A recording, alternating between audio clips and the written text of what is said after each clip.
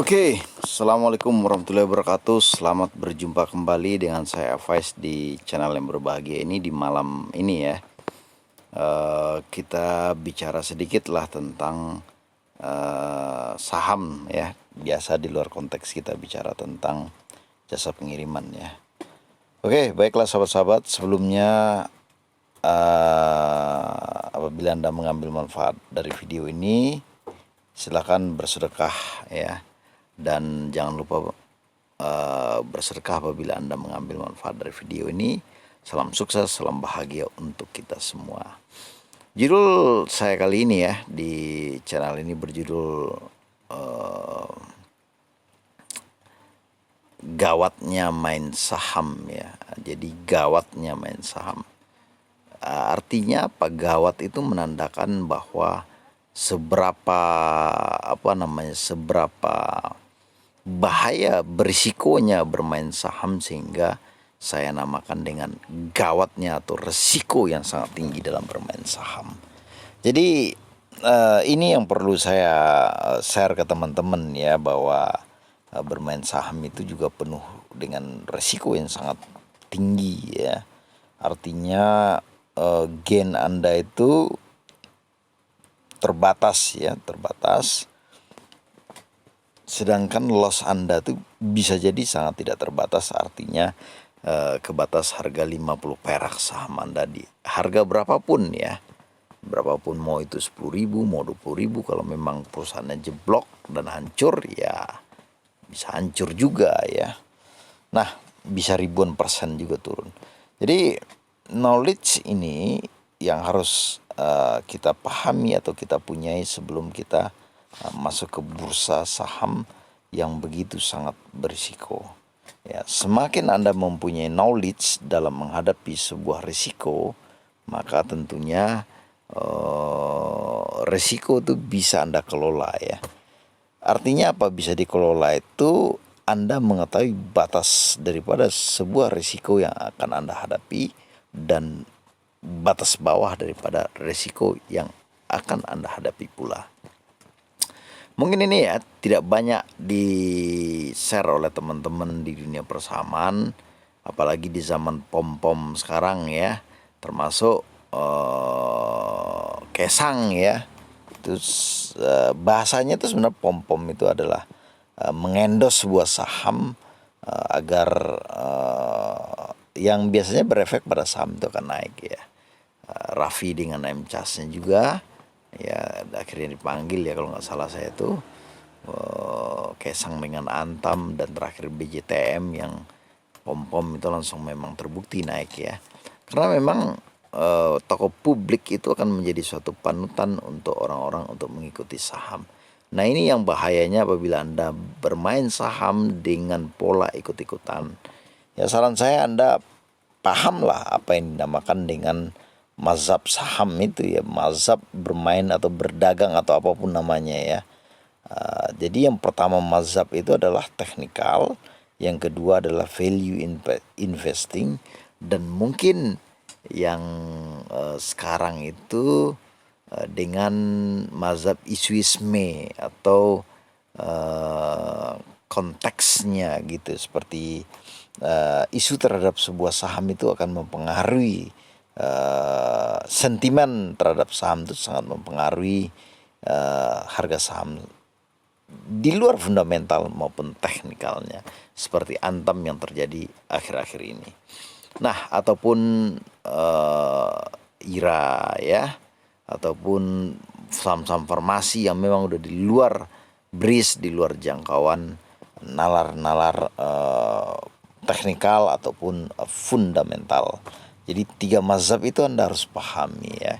Artinya bahwa ketika Anda bermain di sentimen, artinya bahwa Anda bermain di risiko yang sangat tinggi, karena di situ saham digoreng.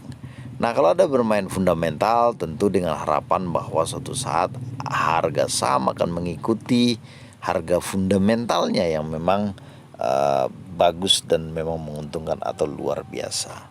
Nah, terakhir adalah teknikal, yakni secara teknis ya, secara candlestick ataupun secara Fibonacci ataupun dengan tool-tool teknis yang memang teknikal itu banyak indikatornya, yang memang indikator itu menyarankan atau mensugeskan pada sell atau buy atau strong sell atau strong buy. Nah, indikator-indikator inilah yang dipegang oleh para para trader saham ya, yang kita namakan, untuk masuk ke dalam pasar dan melakukan jual beli. Dan gawatnya saham adalah bahwa ketika Anda tidak memahami suatu yang saya bilang tadi, entah itu teknikal, entah itu fundamental, entah itu sentimen, maka Anda akan terjebak. Poin apabila Anda masuk ke dalam dunia saham adalah Anda harus mengerti kapan masuk dan Anda harus mengerti kapan Anda keluar. Nah, saya udah mencoba ya suatu meriset dengan duit 1.700.000. Saya riset bagaimana perihnya kita bermain saham itu, melihat uang kita bisa loss, dan memang loss dan sulit untuk kita memperoleh keuntungan atau membalikkan keadaan seperti semula. Oke, saya akan membacakan tentang sebuah perusahaan ya, yang ini yang membuat saya rugi minus ya, gila-gilaan ya. Nanti berapa persen yang saya akan lihat ya. Ya, pokoknya dari harga IPO-nya ini 700 ya kalau nggak salah saya ambil, karena dia kalau nggak salah saham teknologi ya. Ternyata saham ini di hari ini ya, kalau nggak salah saya itu IPO-nya setahun yang lalu ya, dan hari ini saya biarkan ternyata harganya bisa sampai 50. Nah, ini apabila kita tidak memahami bagaimana teknikal daripada saham itu, indikator saham itu menuju ke arah bawah. Nah, ini PT Integra ya. Kita lihat ya. IPO-nya ini ya 29 Oktober 2008 ya saya main ya. Saya ambil ini harga penawaran 375 dan naik ke 700, dan saya ambil di situ, dan ternyata babak belur ya. Ini cukup bagus ya, penjamin emisi Sinar Mas. Oh, ini penjamin. Ya, papan pencatat Delfman.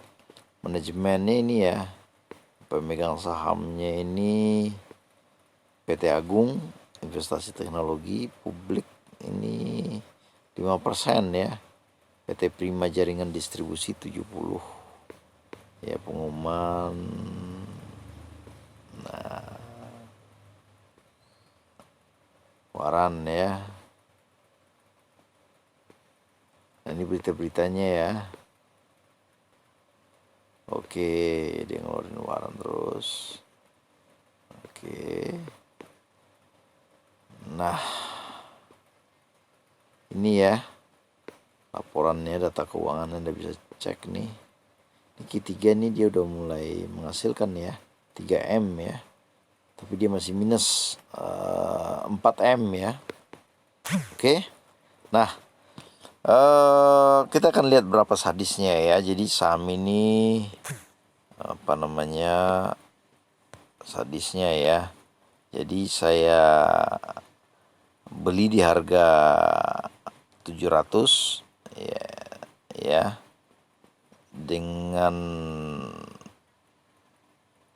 saya beli dengan 1.500 lot ya, dengan duit 1.050.000, seharga 700, dan hari ini harganya cuma 50 ya. Duit saya itu dari 1.050.000 menjadi 75.000, dan minus saya itu 92,86%. Berarti uang saya itu kurang lebih ya 8%-an lah, 8 kurang lah ya. 7, berarti 7,14% ya kurang lebih ya. Berarti duit saya yang hilang 9.775.000. Anda bisa bayangkan kalau uang Anda 1 miliar itu tinggal cuma 75 juta. Ngeri kan? Nah, ini yang ingin saya sampaikan kepada teman-teman yang bermain saham, bahwa risiko atau gawatnya bermain saham itu sangat tinggi, sehingga sebelum Anda masuk ya, Anda belajar matang dulu ya, jangan ikut-ikutan, apalagi ngasih kelolaan dana Anda kepada orang lain. ke manajemen investasi yang nggak jelas ya, sehingga Anda bisa menghindari kerugian daripada saham itu. Saya tidak peduli apakah dia seorang yang hebat atau enggak, seorang yang memang terkenal di dunia saham atau enggak, seorang artis atau enggak, seorang kepala ini atau kepala ini enggak. Itu tidak menjamin bahwa Anda akan berhasil. Intinya bahwa Anda harus mengerti apa yang beli, Anda melakukan analisa yang Anda beli sendiri, dan Anda basic-basicnya minimal Anda pahami dengan baik ya. Sehingga adapun tokoh yang memang melakukan pom-pom terhadap saham itu, Anda bisa menjadikan itu peluang yang nyata yang bisa menggandakan uang Anda, bukan meminuskan uang Anda berpuluh-puluh persen ke bawah. Akhir kata ya, wabillahi taufiq wal hidayah. Assalamualaikum warahmatullahi wabarakatuh. Salam sukses, salam bahagia untuk kita semua.